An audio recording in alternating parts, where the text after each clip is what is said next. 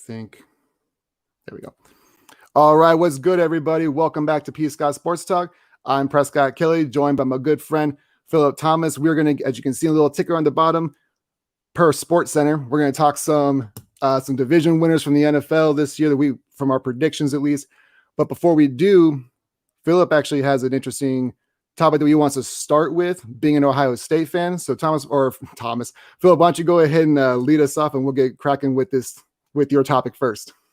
Absolutely, man. It's good to see you again, Mr. P. Scott. Absolutely. And the Thomas thing, don't worry about it, my man. I'm used to it. People always confuse my first name and my last name. It happened at the doctor's office today. She corrected herself and called me Mr. Thomas, though. And I said, okay, you're good. You're good. I like you. That's smooth. But, yeah, man, it's cool. So the Jacksonville Jaguar thing, and we'll talk more about named starting quarterbacks. We don't have to get into Trevor right now. But one thing I'm curious about is I got to look at the details of Urban Meyer's contract. I think it was a 5-year deal. But my guess is okay, good. I'm glad you knew that. My guess is he's got 3 years to turn this franchise around. Because they're letting him have basically like full control, right? Because he's got in charge of like player personnel and everything like that. He does. Yeah. And Madden just came out. And I'm looking at this roster statistically, ratings wise. Man, it's voodoo. It's just straight cheeks, isn't it? Bro, he's either going to be making the team that he brought in and himself, he's either going to bring the best out of people like in college, right, or they're in for a rough first year, maybe 2 years. So I kind of want to look up who are some upcoming free agents or, people who they might be willing to trade for next year. I think this first year was all about him just establishing his Urban Meyer and team way. Right. But that roster, man, talent-wise, they got some young talent. But I feel bad for Trevor, man. I mean, and we'll talk injuries too. What happened to Etienne. But my point is, with Urban, from his first press conference, I felt he's bringing this college-style approach, this iron fist approach. And I'm wondering how it's being received so far. For the most part, things have been quiet. No one's been complaining. I saw Trevor Lawrence do like a little interview, a one-on-one. He had good things to say about Urban Meyer, but he's just coming out college. So of course he's going to love Urban Meyer because he don't know what it's like for a professional coach to tell you what to do. Right. But I'm curious about the other guys who've been in the league. Like, for example, Norwell. Well, he left. Didn't Norwell leave? Their offensive lineman? Yeah. Honestly, I wish I had more of that Jags knowledge in me too. I want to say, I think he was on that Madden roster last year at least, so he might still be kicking around. He got paid big money. I think he got paid big money to either stay in Jacksonville. I'll have to look that up. Anyway, my overall point is I'm curious how the locker room is receiving him and if they believe in the way things are changing, right? Like if you juxtapose that with the Detroit thing, people in Detroit are seemingly excited about a crappy season that they always have. Jacksonville, I don't know if that's the case. And so I just want to get your perspective in terms of, do you think he's got 3 years? Do you think he's got 2? Does it just matter how bad things get? Do you think he can turn it around?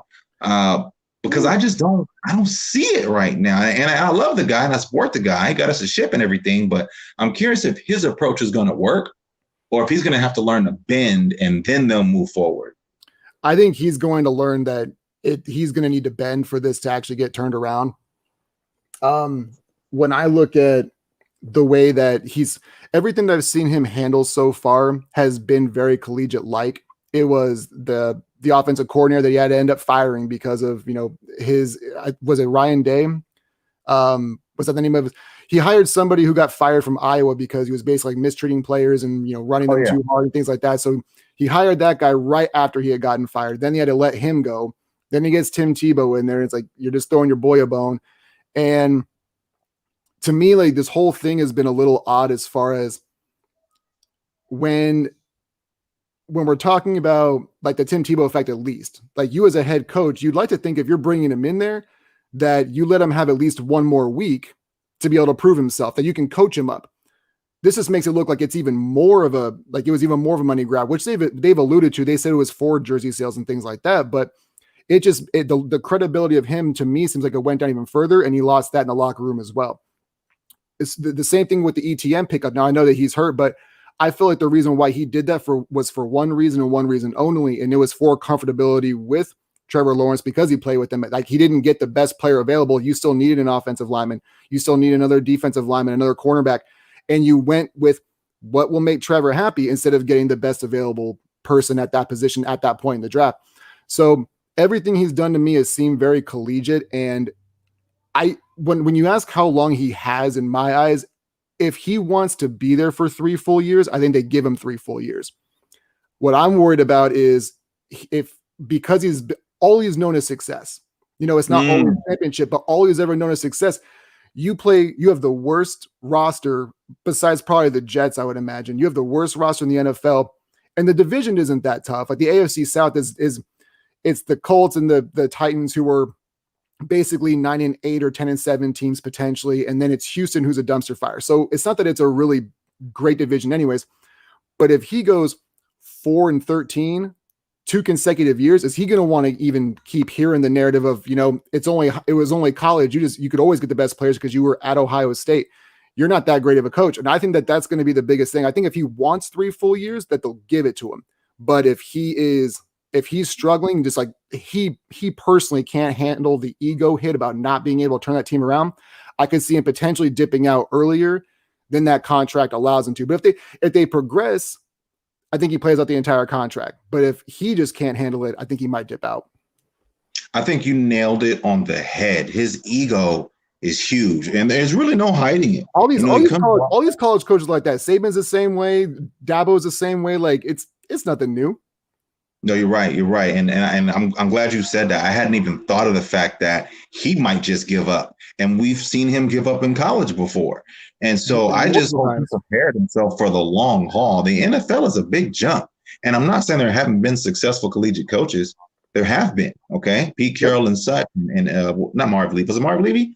And just to follow up what you said earlier, Ryan Day is the coach at Ohio State, the head coach who took over for Urban. The guy from Iowa, I forgot his name, but he was the strength and conditioning coach at Iowa, to your point, who got let go because of how they were treating players.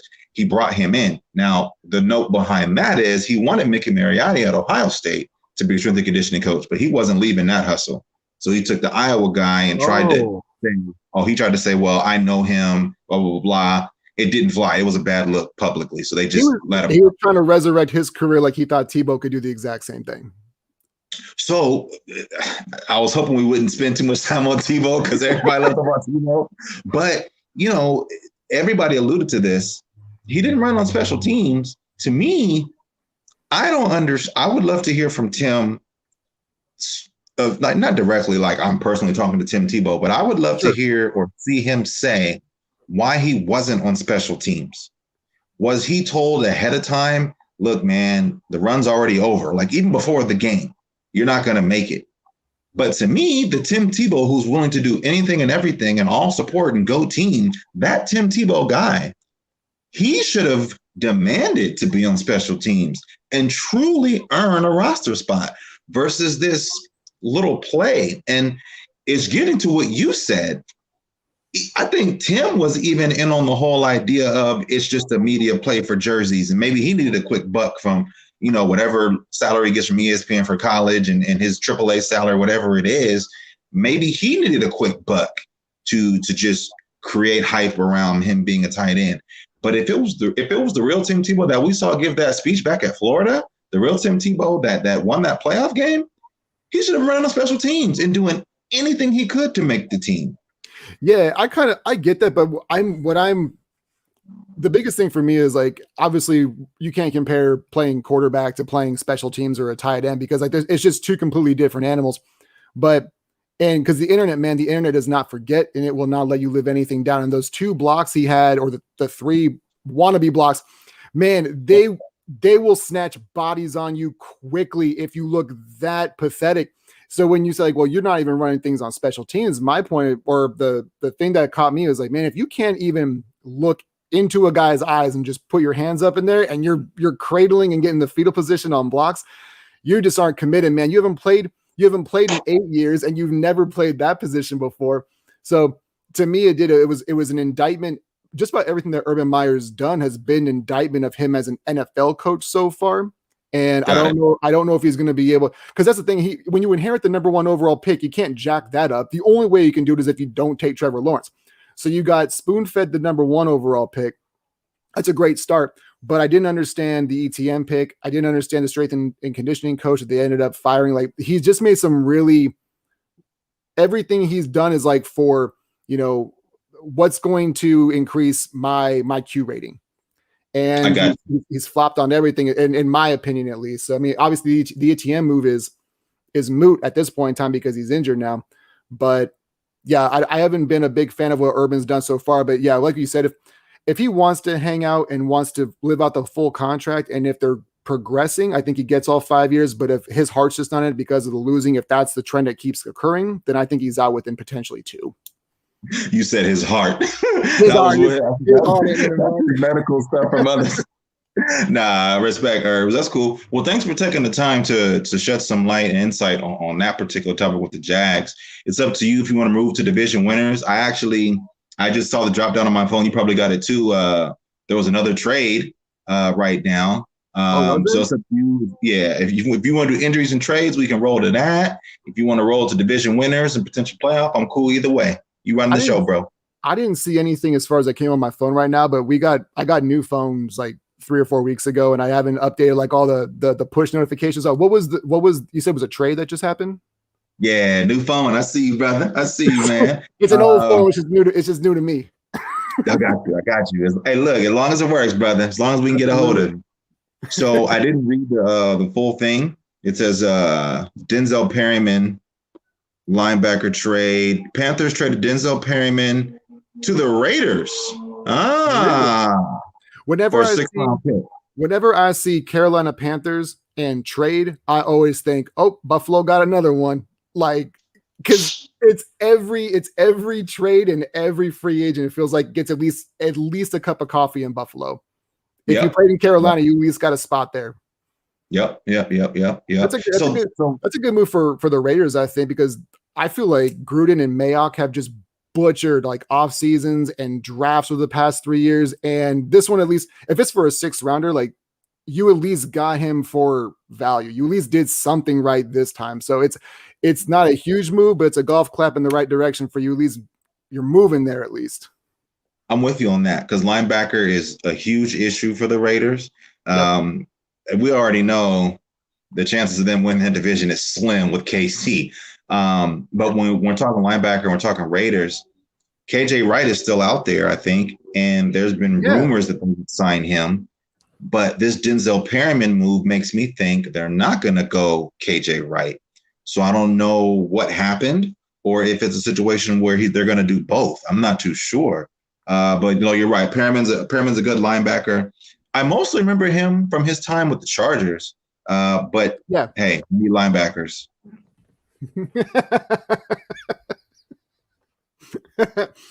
Yeah, I do like it, and they might be able to still scoop up KJ Wright too. I don't have the Raiders depth chart in front of me, but it's something where, man, they need help everywhere. It feels like, and it's weird because the Raiders don't they have six or 7 wins in each of the last 2 years, and the roster just doesn't make any sense. So I can't tell if it's because Mayock is the GM pulling the trigger, but Gruden also has a lot of say in that too. And it's like the two of them just can't get on the same page and get anything right. And they've reached on 3rd round talents in the 1st round the last 2 years, I believe. And like, it's just, if they can just get on the same page, I feel like the coaching's been good enough because you don't win 7 games in the NFL back-to-back years if you can't coach, but your talent evaluation just must be garbage.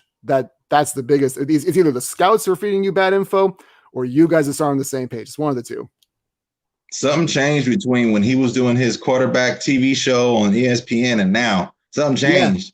Because he was breaking them down perfect on TV, but oh man, I can't call it, bro. But yeah, that was one of the trades that popped up. They picked up a linebacker, which has been a need, one of the many needs, like you said, for them. So we'll see what other trades they make happen. Besides that, see they pick up KJ. But on the topic of the division, what do you think about that AFC West? It's like, and if that's going to be kind of our segment to AFC to division winners, which was very smooth on your part. That was polished and professional. For me, like that's KC's. There's a couple of divisions where it's just a no brainer, and obviously barring just catastrophic injuries or just some kind of absolute fluke season. The AFC West to me it's Kansas City's and it's nobody else's. The Chargers are going to be. I feel like I've been not critical of Herbert, but whenever I see rookie quarterbacks just jump off the page year one, it's like, bro, let's give it a year. And same thing, like if somebody is terrible their first year, give them some time to grow. So I'm not going to jump 100% on the Charger bandwagon that they're going to challenge for the division, because I just feel like it's KC's and nobody else's. But right. the Chargers for me might be one of that 7 or 6 team in the playoffs potentially. But for me, that AFC West, it's KC, and I just don't see anybody taking it from them. Is that where you kind of land too? I'm with you 100%. I think the Chargers are going to be in second place. Denver's got a solid defense to make it interesting, but they named Teddy B their starter when they were hesitant because they wanted Drew Lock as well. So I think because of the inconsistency at quarterback, I wonder if he'll pull Teddy and go to Drew and do this back and forth crap, which never really works. Yeah. They've got receivers. Noah Fant is a solid tight end. I think his production is going to continue to go up. And like I said, defensively, they're pretty solid. But I think for sure KC runs away with that division. The Chargers should be in second. And with the Raiders, like I said, they just don't create enough pass rush. We've yet to determine. We're not yet determined. We've yet to see proof that their secondary can actually cover. Right. So with lack of pass rush and horrible coverage, I don't see the Raiders winning that division. And honestly, before things kind of like early preseason, I felt like maybe they got a shot at a wild card, but now I just don't see it, man. Offensively, I like what Kenyon Drake brings. I like Kenyon Drake too. Yeah, I like what he brings. But I think you nailed a really good point about Herbert. And we've got a year of tape on you now. And that's always my point is we got tape on you now, bro. Like, what's it going to be? We've studied the hell out of you. We know where you're going on 2nd and 4 or 2nd and 6. We know where you're going when Keenan is covered, right? Yeah. So to me, this year is bigger for him than last year was, because we already know that age-old standard. The biggest jump is from year 1 to 2, right? He's going to be the inverse, where Peyton had that horrible first year and then just took off, right? Herbert had an awesome first year where we all talked about why'd they pick Tua? This is the guy, right? We're going to find out a lot about Herbert this year more than ever. And you saw my pictures. I went to the Charger camp, and he looked pretty solid. He looked pretty solid, looked pretty good. And I'm not really wishing anything bad on him. You and I understand what the reality is. The reality is they've studied you for a year now. Are you prepared? Now, they've got Eckler, who's healthy now. Right. After Eckler, they've got a couple other guys, but I don't see another big splash after Eckler in the backfield. So, again, you're just putting all the pressure on Mike Williams and Keenan Allen to produce. Hunter Henry's gone. I was going to say, Hunter Henry's gone. So, it's one of those things where the other thing that I made a point of, too, is there was no fans last year in the stadium, too. So, we know that he played in Oregon, like, there's big stadiums, but what's it going to be like when you're in the NFL with that kind of when everything gets sped up. But if you're playing against the best of the best and now you've got 70,000 people yelling at you, are you going to be able to process the information the same? Because that was a gimme year when you look at rookie quarterbacks and being able to be in that position where there's no fan noise. So I agree. So we'll see about that too. But for me, like, and that was a text from the wifey. So I got about 25, 30 minutes before, we got to wrap this up. So I don't know how we can fit. We spent 20 minutes on Jaguars and the Raiders. Jaguars and the Raiders, bro. I don't know how we're going to be able to squeeze that in about the other 30 teams, and then 26 of them are good. But no, I'll shorten it up, man. I have to piggyback on your last point, and then you can move to the next division if you want to. Sure. The Herbert point about the crowd is important. I know this is college and we shouldn't compare, but I remember when he went to Auburn And from what I remember, they didn't win that game. And they were up in that game on the road. And there was like some airmail opportunity to the end zone. And he just airmailed it out of the back, out of the back. And, Auburn ended up winning. So to your point, road challenges, real road challenges now more than ever. So we'll be looking out for Herbert. But that's a good point. For sure. Yeah. I'm excited. I think he's got a lot of talent, but yeah, I think you're going to be able to tell more recent, or you're going to tell more about him this year than you could last year. I think it's going to speak more about what his trajectory is in the long run. So when it comes down to division winners, there's a couple of these where I feel like they're just slam dunk deals. For me, it's the Chiefs are going to win that AFC. I'll start with the AFC and I'll see where you kind of figure out, like, I got the Chiefs in the AFC West. I still have the Ravens in the North. I'm kind of back and forth on them and the Browns. To me, I wouldn't be surprised if the Browns win. I've got both of those teams make the playoffs to me. That isn't, there's certain teams, like when I look at the scope of the AFC, like I know that the Jaguars, the Texans, and the Jets, that's 3 of 13 I don't have to worry about. So like for me, like I've got the Chiefs, the Ravens, the Patriots in the AFC East. I've taken a lot of heat for that, but I do have the Patriots taking the East. And the AFC South to me is kind of a toss-up. If Carson Wentz stays healthy and you get 2017-ish Carson Wentz, I like the Colts. If he gets banged up or if he regresses again, I've got the Titans win that division. But that's kind of like my 4 teams that I believe are going to win. And my other playoff teams are the Bills and the Browns. And like I said, whoever doesn't win that division of the Colts and Titans, that'll be the third playoff team. So to me, everybody else, like I wouldn't be surprised maybe if the Steelers or Dolphins end up making it, but the other 7 teams besides those 9, I don't feel like are even remotely close. What's kind of your AFC division winners at that point? With your choices, do you see any AFC division that could potentially turn in 3 playoff teams? AFC East. I think that's a team with the Dolphins. That's the team that might, if there's going to be a team, if there's any division that has a chance at 3 of them, it's the AFC East or the AFC North, because I never want to completely write off Pittsburgh, but I like Baltimore and Cleveland way too much to just not have either one of them be a playoff team. So yeah, for the AFC South, not a chance.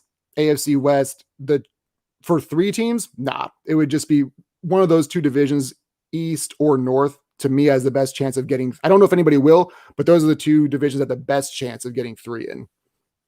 That's fair. I think I'm going to roll with you. I'm going to roll with that AFC North being a better opportunity for 3 teams. Because to your point, you can't write the Steelers off. I know it was only 1 game, but I saw Freiermuth at Penn State, and he can play. And I think he can play. And Najee's looking good. They've got 3 good receivers. We talked about it before. It's just about their offensive line, but I don't want to write the Steelers off yet. I need them to be like 2-8, 2-7 before I can. I need to see them be horrible, and then I'll write them off. If you're halfway through the year and you're just as bad as the Bengals, then you're out. Now, I won't even do the Bengal talk, man. I won't do the Bengal talk because they offensively they look all right. They look all right. You know what I mean? Jamar Chase is pretty solid, man. I got some weapons. I like overall most of the players that they have in Cincinnati. It sounds like, from what I've heard, it sounds like Jamar Chase has been kind of struggling so far in camp. But again, without being there and being able to see everything, I don't know how much stock I really put in all of that. But their offensive line is still in shambles. Penei Sewell hasn't looked great either. And if you don't go there, that's the other thing too. So I mean, like, I just don't trust the Cincinnati. To me, is going to be a team where once Roethlisberger retires, because if Haskins isn't the guy and if Rudolph isn't the guy, who I don't believe that he is, no, he's not. You might be able to surpass Pittsburgh maybe in 2 or 3 years, because I think Burrow is just going to be better than any quarterback that you might be able to find in Pittsburgh. But at least for the next 4 or 5 years, it feels like that division is just going to be a 2-person race between Cleveland and Baltimore. I got you. Sewell's on the Lions. He's been doing his thing. But if you heard Chase hasn't been doing too hot, I didn't know that. I only saw a little bit of the game where he got a couple catches. But yeah, so in terms of division winners, I think we're pretty much in line. I still think your Bills will win the division. I think the Patriots will be a wild card. I'm not ready to just assume the Patriots are back. I think it takes a little bit of time. And, those guys who are off for a year, it's going to take them time to get all the way back. So they might have some early losses and then come on strong at the end of the year and make that Patriot playoffs run. I can see that. But I don't know if start to front, the Pats are going to just walk away with the division. I think your boys are hungry, man. They are hungry for this. So, and I don't think that they'll necessarily, and I don't feel like New England's going to necessarily just like cakewalk through and they're going to go like 17-0. But I know that when you're playing in the playoffs or once you get to the regular season, you're not seeing preseason offenses. You're not seeing preseason defenses, which is what everyone's been seeing. They're not even seeing Belichick's complete playbook and what he's going to use if Cam's their quarterback or what he's going to use with Mac if he's their quarterback. But for me, when I see that you're getting Stephon Gilmore back and you're getting Hightower back, you got Van Noy back in free agency, like the boys are back in town with Jonnu Smith and Hunter Henry. Like they're getting back to the way that they used to win in the 2000s, like the early 2000s. Now, I'm not saying that Cam Newton's Tom Brady, obviously, or that Mac Jones is, but the way that they're going to play is two tight ends, run the ball, attack you in the middle of the field, take the shots on the outside and win. If they're going to win ugly, is how they're going to win. But I've just said, if they won 7 games last year and could have beat Buffalo if Cam doesn't fumble, that's an 8-8 team. It doesn't look great. But with that crud of a roster and you still put that together, like that to me, Belichick's the best coach in that division, then McDermott, and then Flores, and then Saleh. I have no idea. So I'm not going to judge him yet. But yeah, for me, like that, I've been catching a lot of heat for saying that Buffalo's not going to win that division. And once I get like 6 to 8 weeks into this season, if Josh Allen is like still doing last year, Josh Allen, I might reconvene on that. But it's another thing. I've seen this movie and my heart's been broken too many times where I just can't do it yet. I'm with you. I'll close up the AFC talk because you brought up something that's a perfect segue to the NFC. Sorry to hear about Carl Lawson. He's not an absolute star Pro Bowler or whatever, but he's a good guy, a good rusher. And I feel like that Jets defense is going to miss him. And this is a year to improve. And so I'm not a Jets fan or anything, but I was looking forward to see them get better. But you said something perfect for a perfect transition. Nick Sirianni, in one of his press conferences last week, he talked about how these intra-squad scrimmages are like games. And because my TV is new and I don't want to hurt it, I was ready to punch my TV because I'm thinking to myself, bro, there are so many guys who wanted a head coaching opportunity. And you get in front of the press and say a little bit that kind of lets me know how you are as a coach. To say that these intra-squad scrimmages are like games, this is nothing like they're going to roll out in the game for sure. No. You're not getting the full plate, the full entree. You're getting some of the sides and a piece of the entree, but you ain't getting the whole thing. So don't say it's like a game. So that makes me really, really wonder about the Eagles hire. Who knows? They'll go 13-3 and shock the world, whatever. But Sirianni to me, I can't. Okay, so when I hear that, like, without hearing the entire quote, when I hear that, I feel like the only thing he's trying to get at is intensity because like they've been hitting each other in practice. And when you get into those scrimmages, you get to hit somebody else. So there's like a fight that breaks out every once in a while. So I'm hoping the only thing he means is like, just there's more intensity. But if he's trying to say like it's game speed and everything else like that, bro, no, you need to get out of here with that. He said some weird stuff over the past like few months of him being hired. But if that was his true intention was to say it's the same intensity all the way around, that's an epic fail. But if he's just trying to say it's more intense than practice because you get to hit somebody in a different colored jersey, just choose your words better. But that's a reach, man. And to me, maybe that's just the thing where maybe I'm quicker on my feet with my words to say what I want to mean, because maybe you're right. It was about the speed of the game, but the way it came off was, well, it's fine. It's like a game anyway. It's just like the game. And I was like, bro, that's not what I'd want to hear if I was a player under me. You have the right to feel that way though, because like I said, he said some really weird stuff over the past 3 or 4 months. So you could be spot on. Like I try not to be so cynical with people when I don't have all the context in it. but given his track record so far, you could be 100% spot on. I'm with you. So let's get to it, man. Your NFC picks, and we can start with the NFC East since we're talking about the Eagles. You know, I wish the best for him. That's my roommate's team. You know, I want him to be happy, but I don't know. Eagles. That's like when I was talking about the terrible teams that you got in the AFC that you don't have to account for.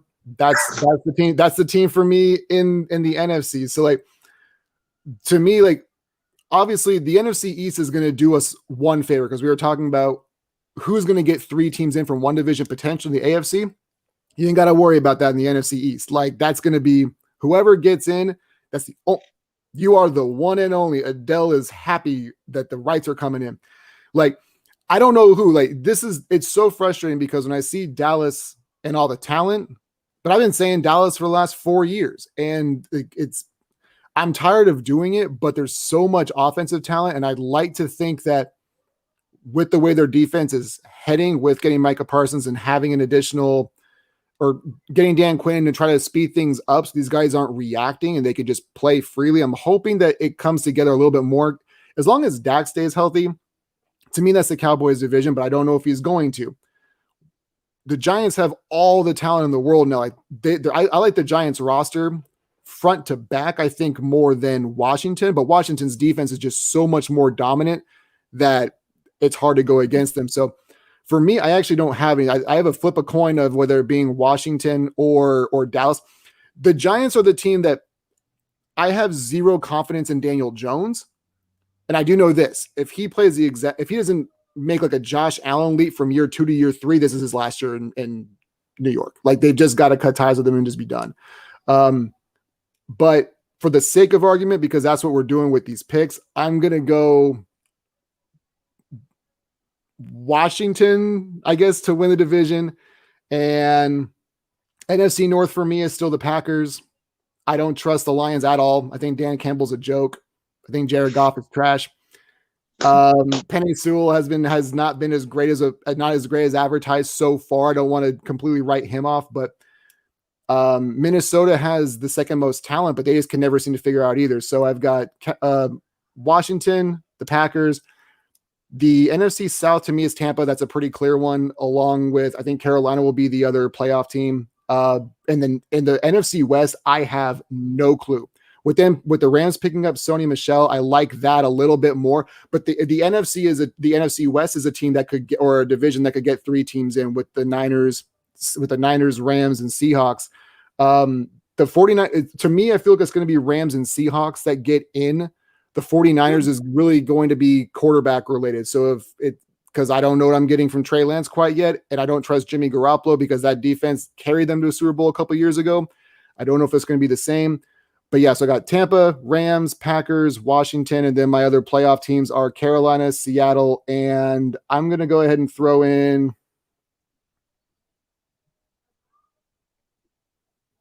the 49ers. Let's just roll with it. Okay. I wanted to say Arizona. I wanted to, but thank you. I couldn't. Thank you. You are in my head, bro. You are in my head. This is why we do these talks, because you know me. So, okay, listen. Chandler Jones wants a trade, or he wants to be paid. So that's a question mark, right? Right. I don't know what you'll get for him. I would assume it's going to be picks and not players. That's generally what we see. You don't, in the NFL, it's rare you see big name player for big name player. I don't see it very often from what I remember. So it's usually picks. But if for some reason they can work things out, okay, and maybe there's some money to get them or do something to make them happy and not back off the trade, you can't tell me Arizona's not a good look, man. Like, I like Arizona. And what sucked, okay, so when I first started this podcast and they first got AJ Green and they first got JJ Watt, I was like, look out for them to potentially win the NFC West. And this was I believe this was before the Jared Goff trade for Matt Stafford. So once that happened, I thought, no, it's the Rams, because there's too much talent everywhere else. Like that's the best roster front to back in that division. Not the most, when healthy, you can make an argument that 49ers defense is more dominant if you really wanted to do that. But I like the Rams overall. But yeah, Arizona's a team that could be sneaky good. They were on their way to potentially win the division last year before Kyler Murray got a little bit banged up. But that's what happens when you got those 5'2", 210-pound quarterbacks, bro. Like, it happens sometimes. So I like the skill that Arizona has on both sides of the ball. I really do. So that's like my sneaky wild card pick. So that's why I want to stick with Arizona for a minute. And I know we're kind of getting close on time. To me, about 5-10 minutes or so. Yeah. AJ Green is, I don't want to say he's okay. Larry's done, right? He's retired. But yeah. AJ Green at this stage, I think, can be what Larry was, just not to the hype of Larry. In other words, you're letting Larry go, but you're bringing somebody who can be an older Larry, but not a broken Larry like we kind of saw these past two seasons. Okay. And then when it comes to Kyler, you nailed a good point. He got a little banged up. I feel like this year he learned last year. I can't be taking these hits and running crazy like this. He led that team in rushing last year. I think Cliff and him know that can't be the formula for success, and so he's gonna improve because of that. So I Christian Kirk's still there, right? He's the third guy. Yeah, he's there. He's still there. They're running Hopkins, Green, Kirk, and the speedy guy. And Isabella, right? Yeah, Andy Isabella. Yeah. So I don't know, man. I like what they're doing. And defensively, man, if JJ Watt has still got his juice and they can make this Chandler Jones thing work. A defense is better than advertised. And again, like that entire division might go 8-9 or 9-8, man. Like, don't sleep on Isaiah Simmons. They drafted him last year, and then now this is year 2. Yeah, and then they brought in another young guy, dude. I'm gonna say that Arizona makes the playoffs for sure. I wouldn't, like I said, I would not be surprised. There's those obvious 3 to 4 teams in each conference that were like, this team is winning your division and absolutely making a playoff spot, and then there's 9 to 10 teams that just, depending on schedule, depending on injuries, and just the overall, when those injuries happen too, anything can happen, but we all know there's like 4 or 5 teams that were definitely going to make it, 4 or 5 teams that are not in contention. And then everybody else is just fighting for, basically a 9-8 or a 10-7 season, and a couple bounces go one way and you're in the dance, or you got a top 11 pick. And so with that point, because you brought up injuries, so I think that'd be a good topic to speak on really quickly. If I'm boosting Arizona, that means I got to drop someone. And to me, I'm dropping Seattle. I think it's Russ, Tyler, and DK, and that's it. That's just how I feel right now. I'll check the roster, do some more research. But to me, I don't see Seattle doing too much. I think Russell made a mistake by not forcing his way out like he kind of wanted to. I think he should have made that move now. He's nothing but a year older. He's still the same great quarterback. And their situation, in my opinion, hasn't really changed that much. Maybe you can tell me what's changed about Seattle from last year to this year, but I don't see a whole lot of difference that's going to move them a step forward. So I think Seattle's going to take that drop. But you brought up injuries. I'm curious to know what you've heard and some of your feelings, because everything else, division-wise, I think you nailed it. NFC, Minnesota, if they click, then that changes a lot. We already talked about the Bears and Andy Dalton a little bit last time, so we don't have to get into that. We really don't have to. Yeah, we know how that rolls. We went over NFC East already, and then the West it is what it is. So yeah, man, I'm with you on everything you said. But injury-wise, is there something you heard or something you're thinking about, or a certain player that changes everything? Not really, especially on that Seattle team. But like, there's always that team in each conference that has been dominant forever and then takes a step back, or, has been kind of running roughshod, and then not even so much an injury. It's just, that's just how football works. You can't win your division every year. You can't be on top all the time. So Seattle is one of those teams where it's so dependent on Russ. And I know, as long as the thing that he wanted them to do is really change the philosophy, run the ball more, like be more balanced.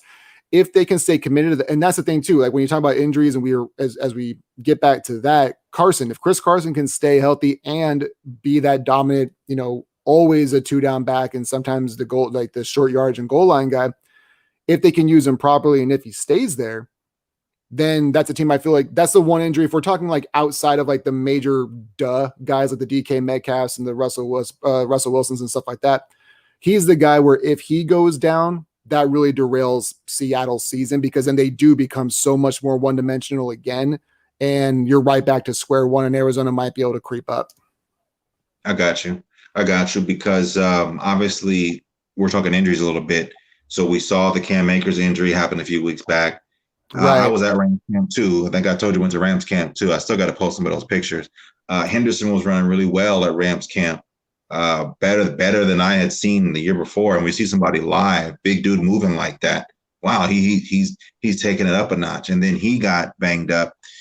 Turned out it's not season ending. I posted earlier on one of our pages. Somebody corrected me, let me know they didn't lose Henderson for the year, but they did lose him for some time. So you mentioned the Sony Michel trade.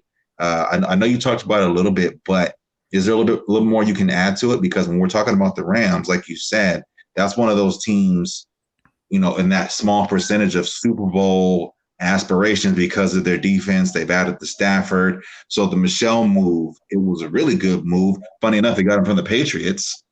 So do you have any lingering questions around the Patriots letting him go? Is it just Ramondre Stevenson doing so well? Just your thoughts on the Sony Michel thing. It's weird because you see these guys who the Patriots spent a first round draft pick on him in 2018. So it's only 4 years removed. So he's probably 26, something like that. So he's got some ball left in him. These trades don't seem to make a whole lot of sense when you see what guys are getting traded for. 5th and 6th round draft picks for first rounders doesn't really usually happen. Now I know that Sony Michel isn't one of these, these top level backs, the Christian McCaffreys of the world, the Dalvin Cooks, he's not that guy, but it seems pretty disrespectful to do that to a guy that you spent a first round draft pick on, and you're only giving him up for a 5th and 6th rounder. But we see this all the time. Running backs get cycled in and, get chopped up all the time. So the compensation for me, I guess, kind of makes sense because they've already gotten the wear and tear. They've already got the uses out of him. Maybe they don't think that he can be as productive in their offense as he could be someplace else. 5th and 6th rounder seems a little disrespectful given the production you've gotten from him and especially from where you drafted him. Now it makes you look like you reached even further than you already did. But I think he's going to be a good fit with the Rams. He obviously fills a need, and as long as he can pick up that playbook, which I think he'll be able to do, he's a smart guy. Obviously, if you can play in Belichick's system, you should be able to play in McVay's system, I would imagine. So I don't think there's going to be a whole lot of drop off, and I think that he's going to be a really good addition. So yeah, as long as he doesn't get banged up, I think it's a real solid move by the Rams. I got you. I rock with that. So we'll look into some more stuff. I kind of want to set this up as a little, and maybe you've already covered it on your podcast, but there's a question in my head that I got to throw to you, and maybe you'll shut it down, or maybe we got a topic for next time. Everybody always says that running back is the easiest position to learn and the smoothest transition. And if you're a good running back in college, you can come right into the NFL and you can be successful. Okay. We've been watching football for years. All right. And things have progressed in terms of quarterbacks. Now I'm speaking to this from knowing a quarterback coach who's developing young kids who are going to top level colleges, who are then going to be in the NFL. And all these 5 rookie quarterbacks, right, from this year's draft, they're kind of, hey, are you going to start? When are you going to start? When are you going to start? When are you going to start? Is it time to start having a conversation about quarterback being a position that's easy to go into in the NFL? And I know it sounds crazy. But just the push to play the rookie, first round rookie, is harder more now than I think from before. And maybe I'll do my research, but I don't know, man. Look at Aaron Rodgers, right? They drafted him first round, made him sit behind Brett. So even Pat Mahomes had to sit for Alex Smith for a little bit, did he not? Yeah, basically like 15 weeks. So I'm just curious, is quarterback really that hard to do? I mean, even if you look at Quinn Ewers, who gave up high school to go to college, all the way OSU. already going to OSU, skipping his senior year. I think these quarterbacks, young quarterbacks, are maybe more prepared for the NFL now than they were back in the day. So we can talk about it. Yeah, that's a great point. And like, because I will have to wrap it up, but I'm gonna notate that. And if you want to try to do it on Friday, because like I said, I'm taking Friday off, I'm getting my COVID shot, and I'm gonna be just laid up. So if you've got time on Friday, I'm just gonna be doing this number and trying to oof through it. But if you're good for it, I'm good for it. But yeah, I'm gonna write that down because I actually have some more. I have some actual more like content and things to kind of piggyback on that is an unpopular opinion when it comes to quarterbacks. So I'm going to notate that, and then we can kind of streamline into that on Friday if you're available, or we can try to shoot because I've got Monday and Tuesday off next week as well. So we'll try to put something together, but I'm going to notate yours, make sure mine goes with it. We'll put up some new topics as well. And yeah, my man, I appreciate you taking the time. Another 45 minutes, definitely well spent on my side. I always appreciate when you have time to stop in, my man. Much love, my brother. Enjoy your night. I will. You as well, man. Stay up, stay blessed. We'll see you next time. Take care, Philip.